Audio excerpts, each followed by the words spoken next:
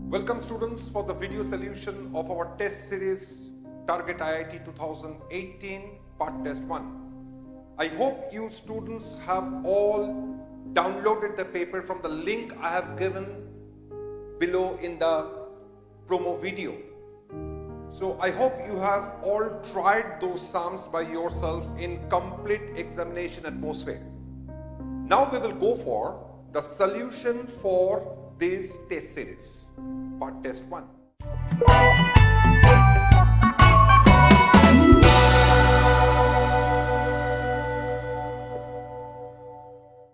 So let us start with the sum question number 1. It has been given that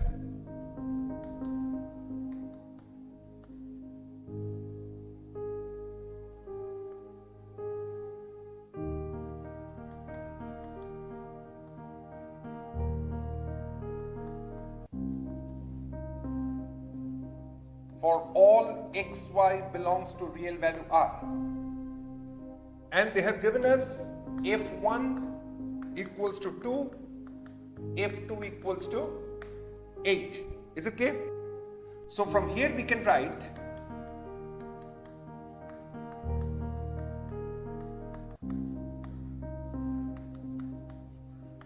divide both sides by y, we are getting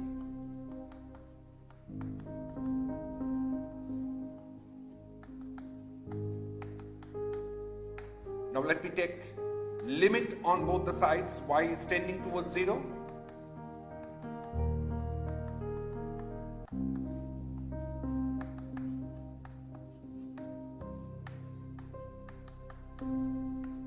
So we are getting, in the left hand side it is nothing but your f dash x, and in the right hand side we are getting kx. That's all, because this part will become 0. Is it clear to all of you? Now you see, if I integrate both sides,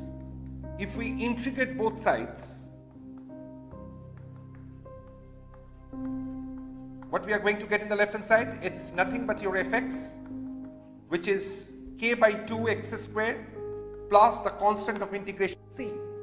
Now they have given us that f1 is 2. If f1 is 2, so we can write, if f1 is 2, so what is f1? It is nothing but k by 2 plus c, which is nothing but your 2. And they have given us f2. f2 is what?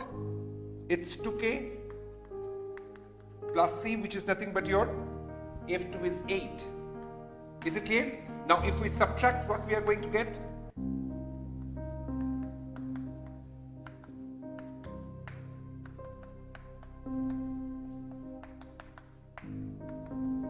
So we are getting basically k equals to 4. Am I correct? If k is 4, then we are getting c as 0. Is it clear? Therefore my fx is nothing but, the value of k is 4, so we are getting fx as 2x squared. Is it clear to all of you? Now, f of x plus y equals to 2x plus y whole square, and f of 1 by x plus y will be equals to 2 by x plus y whole square. Am I correct? So if we multiply these two, we are going to get f of x plus y into f of 1 by x plus y, which will give you, in this case, it's 4. Is it clear? Therefore, our option D is correct. Have you understood this problem? Now in the second question they have given us x belongs to root 2 and root 3. Therefore, fractional part of 1 by x will be nothing but your 1 by x only. And from here we can write x square is nothing but, x square belongs to 2 and 3, right? Therefore, fractional part of x square is nothing but x square minus 2. Now they have given us that fractional part of 1 by x is equals to fractional part of x square, which implies 1 by x is nothing but x square minus 2. That implies x cube minus 2x minus 1 equals to 0. Now if we factorize this, we are going to get x plus 1, x square minus x minus 1 equals to 0. Now from here we will write that x plus 1 cannot be equals to 0 because in this case your x will become, they have said that x is lying between root 2 and root 3. Therefore x cannot be equals to minus 1. Therefore x square minus x minus 1 is equals to 0 implies x square is nothing but x plus 1. Have you understood this? Okay, now they have asked us to find out the value of x to the power 4 minus 3 by x. Is it clear? You see, your x square is x plus 1. Therefore, x to the power 4 will become what? X plus 1 whole square minus 3 by x. Now, 1 by x can be written as x square minus 2. So, this one will be 3x square minus 2. Okay, so if I open this, we are going to get x square plus 2x plus 1 minus 3 times x square can be replaced by x plus 1 in this case. So it is x minus 1. So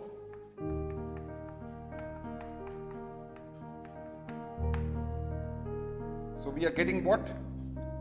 X square minus x plus 4. Is it clear? Now again, x square minus x. From this equation we can say x square minus x is nothing but 1. So this is 1 plus 4 which gives us 5. Have you understood? Therefore my option C is correct. For the second question the option C is correct.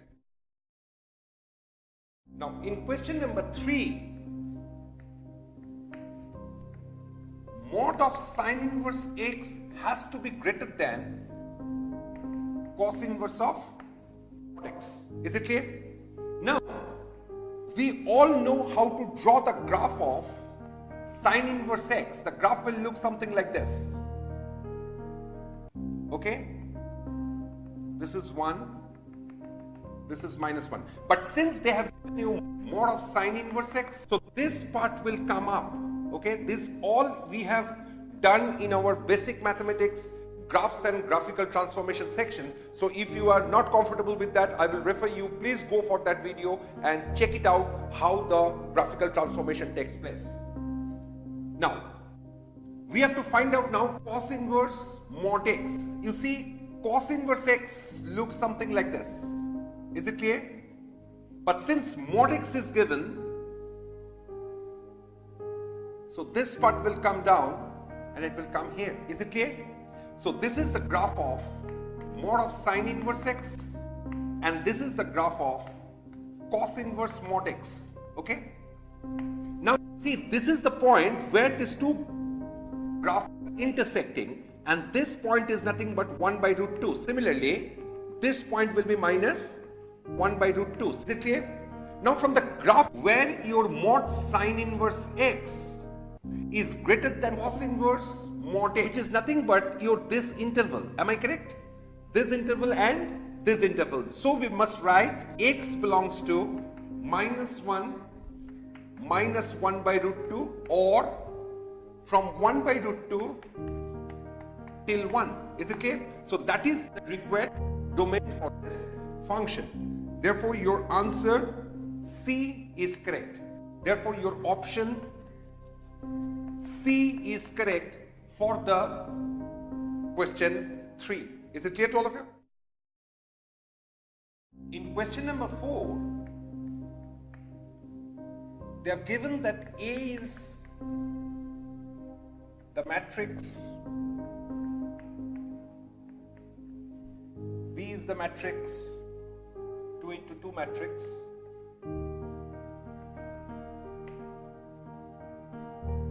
and C is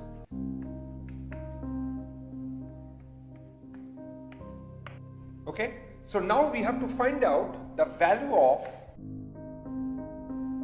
trace A,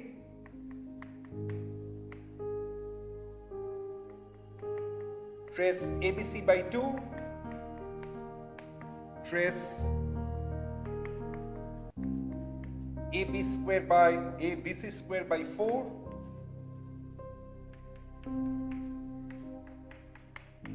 ABC cube by 8 and so on till infinity. Okay? Now, let us first find out what is BC. BC will be, let me just multiply these two matrices. So we are going to get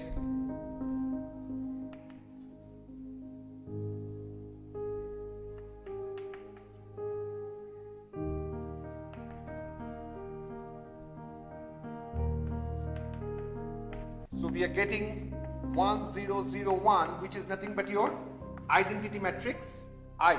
Is it clear? Therefore, the given expression becomes trace A by 2.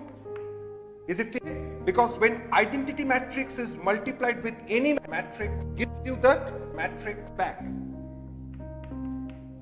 Trace A by 4, trace A by 8, and this thing goes on till infinity. Okay. Now, what is trace A? Trace A is nothing but 3. So this one will be half into 3. Is it clear? Next one will be 1 by 4 into 3. This one will be 1 by 8 into 3, and this thing goes on till infinity. So let us take 3 common. So it is an infinite GP series having common ratio half. Therefore, its value will become A divided by 1 minus R. So your answer is 6 in this case. Therefore, your option B is correct for question number 4. Is it clear to all of you? In question number 5, they have given that x17, 3y6 and 1, 2z. X, y, z are the integers from 0 to 9 and are divisible by a fixed constant k. All these 3 numbers are divisible by the fixed constant k. So we can write x17 as 100 into x plus 1 into 10 plus 7, divisible by the fixed constant k. Let us write this thing as k lambda 1, where lambda 1 belongs to any integer. Next is 3yx, which can be written as 3 into 100 plus 10 into y plus 6. Again, it is divisible by a fixed constant k. So let me write it as k lambda 2, where lambda 2 belongs to an integer. And the third number is 1 to z, which can be written as 1 into 100 plus 2 into 10 plus z, again which is divisible by k. So I can write it as lambda 3 belongs to any z. Okay. Now the determinant which has been given to us as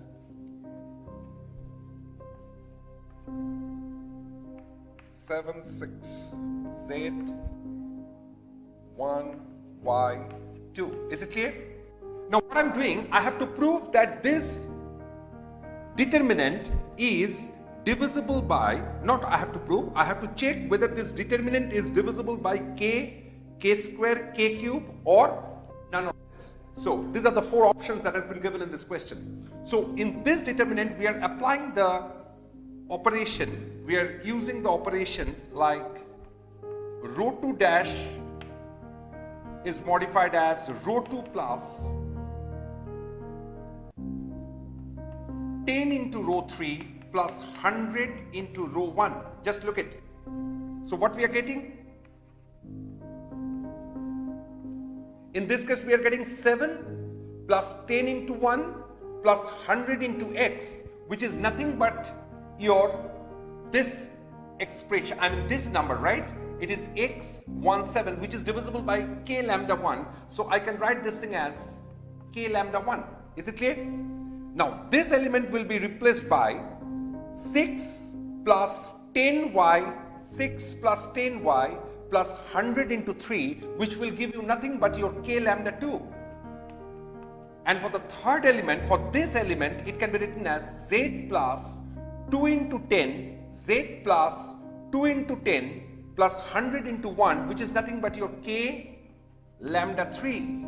And the third row remains same. So if I take k common, we are going to get x31, lambda 1, lambda 2, lambda 3, and 1y2. You see, this is an integer and it is multiplied with k. So I will say that this determinant is divisible by k, because this part is an integer. Therefore, this determinant is divisible by k. Is it clear? Therefore, my option A is correct for question number 5. Is it clear to all of you? In question number 6,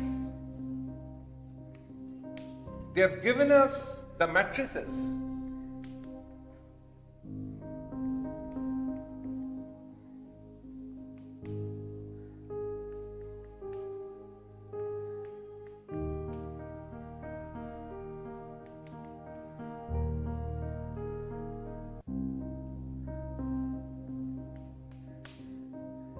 And Q as, now we have to find out the value of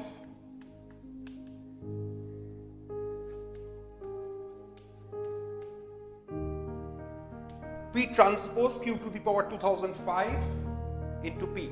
Okay, and the 4 options, 4 matrices are given in 4 options. So let us try to do the sum. Let me start the sum from, we have been given that Q is nothing but PA P transpose. Therefore, your Q square will be into PA P transpose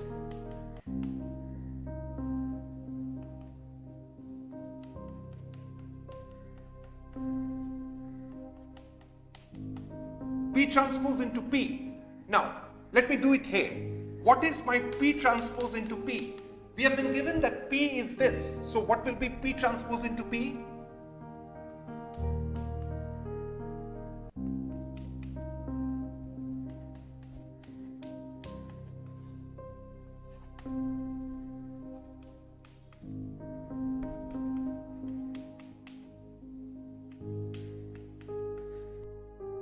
Now, if we multiply this two, we're going to get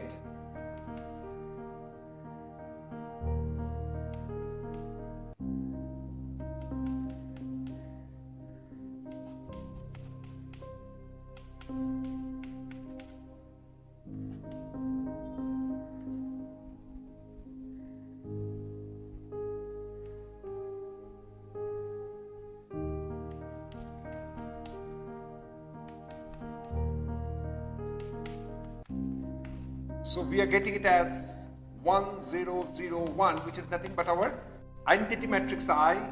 Is it clear to all of you? So therefore, from here we can write PA identity matrix I, A, P transpose. So we are getting A into I. Any matrix multiplied with the identity matrix will always give you that matrix back. Therefore, it is nothing but PA, A, P transpose. Is it clear? So it is basically P A squared P transpose. Is it clear? Now we will find out what is our A squared. Now let us come to this point. A is given us like 1 0 1 1 column wise. So what will be your A squared? It will be, if we multiply this, we are going to get what?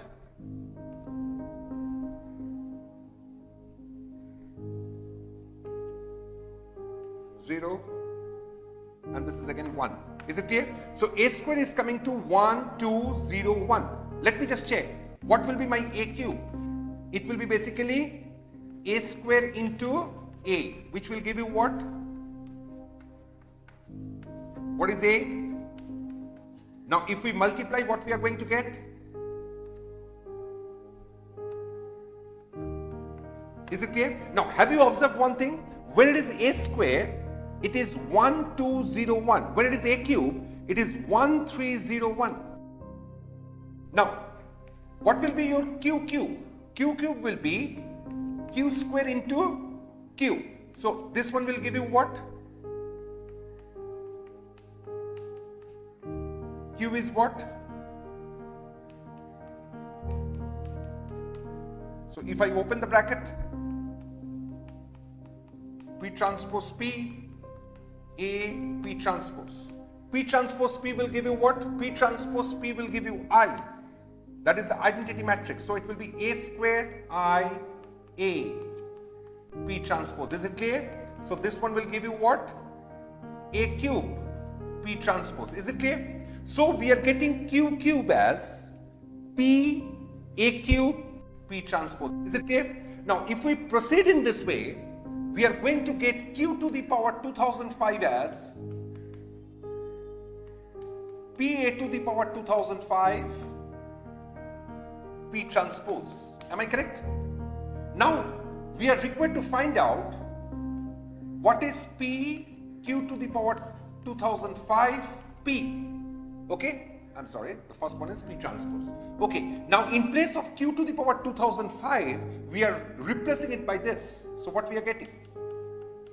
P A to the power 2005 P transpose P.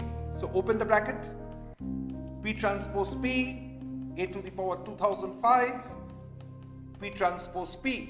Now P transpose P is nothing but your identity matrix. So this will give you nothing but your A to the power 2005. A to the power 2005 means we know that if it is A squared, we are getting 1201. A cube as 1301. Therefore A to the power 2005 will give you 1,200501. 1,200501. Is it clear to all of you? So our option A is correct for question number 6. Have you understood this problem clearly? In question number 7, they have given the matrix as row wise,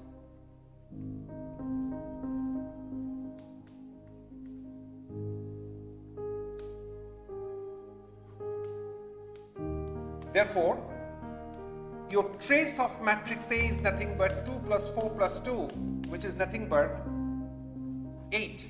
Is it clear? Now they have asked us to find out the value of sine inverse sine trace A. So we are getting basically what? Sine inverse sine 8, right? As we all know, we cannot write this thing as 8. I hope you people know this. We cannot write this thing as 8 because we know that sine inverse x always lies between minus pi by 2 to pi by 2. Is it clear? Sine inverse x always lies between minus pi by 2 to pi by 2. So to write this one, what we will do here basically, we will write this thing as 3 pi minus 8. Is it clear? 3 pi minus 8, if you calculate, you will find that it is lying between minus pi by 2 to pi by 2. So your answer will be what? 3 pi minus 8 only. Therefore, your option C is correct for question number 7. Is it clear to all of you?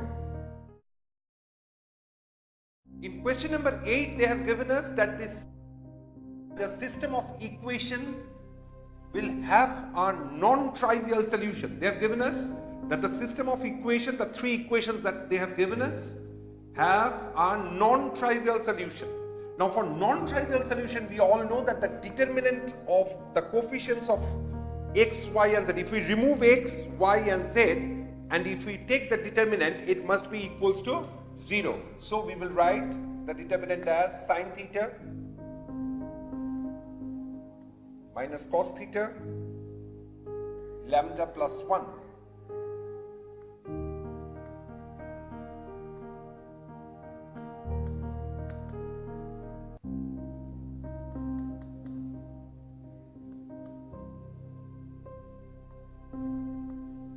Okay, this determinant has to be equals to 0 for the given system of equations will have a non-trivial solution. So let me just evaluate this determinant.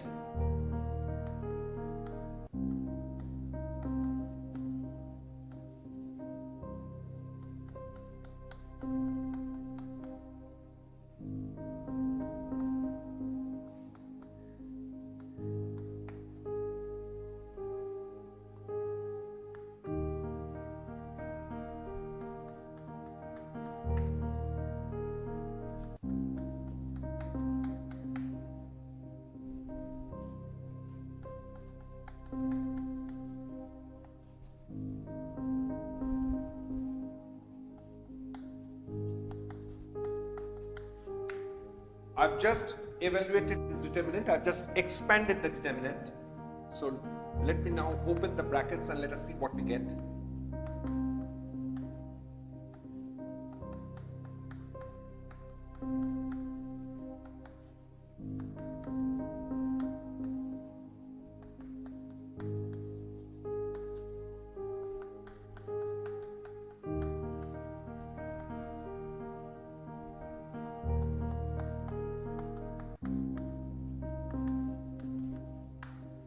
Is it clear to all of you?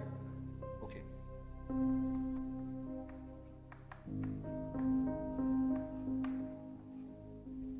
This goes off.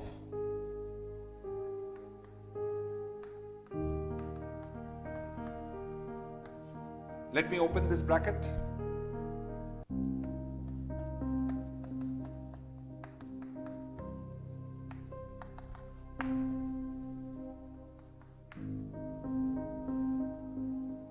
If I take cos theta common, so we are left with sin square theta plus cos square theta.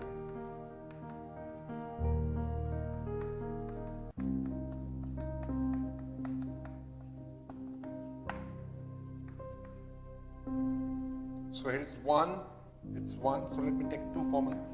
So 2 cos theta into lambda square plus lambda plus 1 equals to 0, right? Now, lambda square plus lambda plus 1 cannot be equals to 0, right? For all real values of x, for all real values of lambda, lambda square plus lambda plus 1 cannot be equals to 0. So your lambda belongs to any real value. And the other part is cos theta equals to 0 implies theta equals to 2n plus 1 pi by 2, where n belongs to any integer. Is it clear? Therefore, your lambda belongs to any real value and n belongs to any integer. Therefore, our option will be D, right? Where theta equals to 2n plus 1 pi by 2 and lambda belongs to R, where n belongs to any integer. Is it clear to all of you? So this is your question number 8. The option is D. In question number 9, they have asked us to evaluate sigma r equals to 1 to infinity tan inverse 1 by 2 r square. Is it clear? So we have to evaluate this expression. Okay, now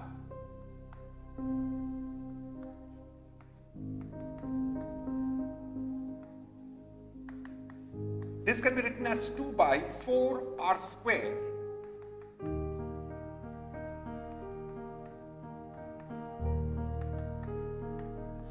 now 4 r square I'm writing it as, is it clear? 1 plus 4 r square minus 1. So what we are getting?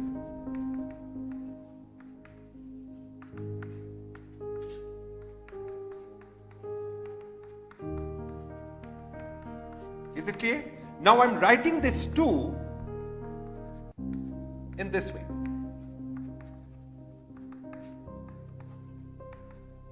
2r plus 1 minus 2r minus 1. Is it clear?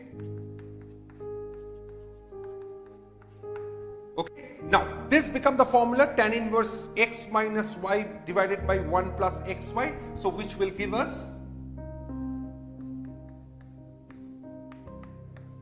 tan inverse x minus tan inverse y. Is it clear?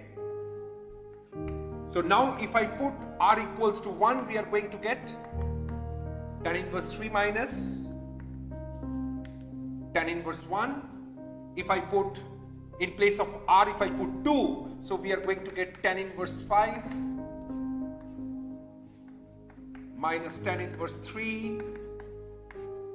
Then again, if I put in place of r as 3, so we are going to get tan inverse 7 minus tan inverse 5, and this thing goes on till infinity. Am I correct? All you do is, you just check it that tan inverse 3, it's going off. Tan inverse 5, it's going, right? You do one thing, without going till infinity right now, you just consider this thing as till n terms. So what we are getting? Tan inverse 2n plus 1 minus tan inverse 2n minus 1. Am I correct? Okay, now here you write that limit n is tending towards infinity. So what we are going to get here? As I told you before, this will all get cancelled, so automatically this will get cancelled with the previous term. So we are left with tan inverse 2n plus 1 minus tan inverse 1. Is it clear?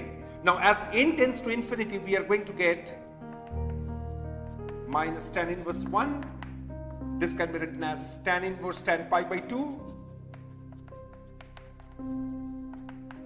So we are left with pi by 2 minus pi by 4. So our answer will be pi by 4 in this case. Therefore our option B is correct. For question number 9, option B is correct. Have you understood this? Now in question number 10,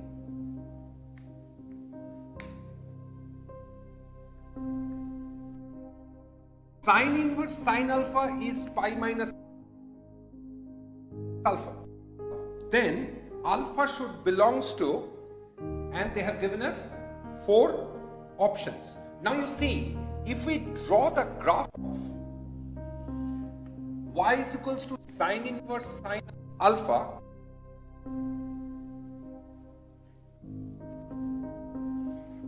and this thing goes on, right?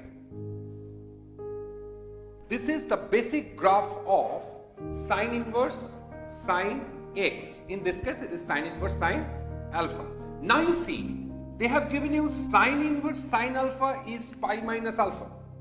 Now look at carefully, the equation of this line is nothing but, if this is the curve of sin inverse sin alpha,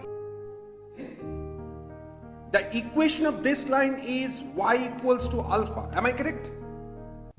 The equation of this line is nothing but pi minus alpha. The equation of this line will be what? What will be the equation of this line? It will be alpha minus 2 pi, and this thing goes on. Okay? The equation alpha minus 2 pi, pi minus alpha. This is your alpha. Definitely all are equals to y. I am not writing it. Okay? Now, so in this case, sin inverse sin alpha will be equals to pi minus alpha when your x is lying between pi by 2 and 3 pi by 2. So in this case, where sin inverse sin alpha is pi minus alpha, in this case you will write that your alpha belongs to pi by 2 to 3 pi by 2. Is it clear? Therefore my 4 is the correct option. Is it clear? The 4th option is correct. Have you understood this problem clearly?